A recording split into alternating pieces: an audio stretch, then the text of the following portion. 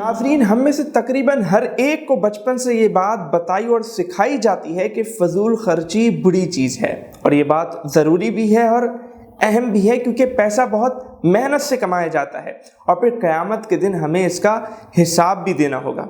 लेकिन एक चीज़ और भी है जो हमें फ़जूल इस्तेमाल नहीं करनी चाहिए, लेकिन उसके बारे में बहुत कम लोग जानते हैं, या फिर जानते तो हैं लेकिन एहतियात नहीं करते, और वो चीज़ है अल्फाज। जी हाँ, जिस तरह पैसा कीमती है वैसे ही अल्फाज भी कीमती है, और जिस तरह हमें क़यामत के दिन अपने पैसों का हिसाब देना होगा कि उसे कहाँ खर्च किया, वैसे ही क़यामत के दिन हम अपने अल्फाज का भी हिसाब देना होगा। नाज़रीन, हम में से अक्सर ने ये मंज़र देखा होगा कि हम किसी प्रोग्राम में जाते हैं और वहाँ कोई शख्स होता है जो बहुत ज़्यादा बोल रहा होता है।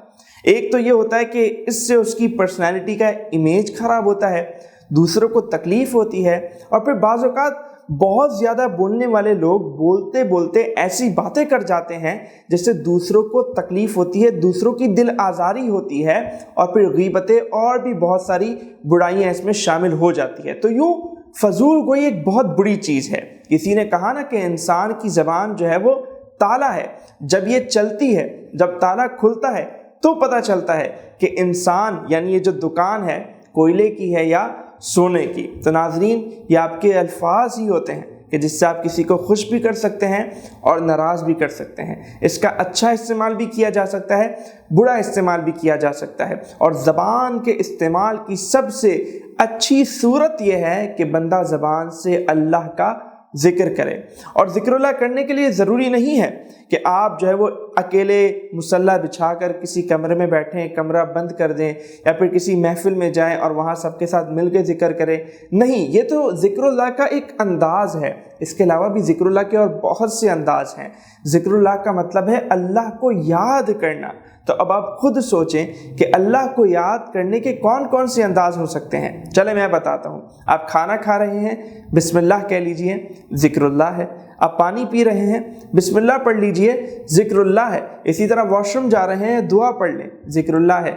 सोने लगे हैं, सोने की दुआ पढ़ लें, ज़िक्रुल्लाह है। कोई नेमत मिली है, अल्हम्दुलिल्लाह कह लें, ये भी ज़िक्रुल्लाह है। तो ये सब ज़िक्रुल्लाह के अंदाज़ हैं।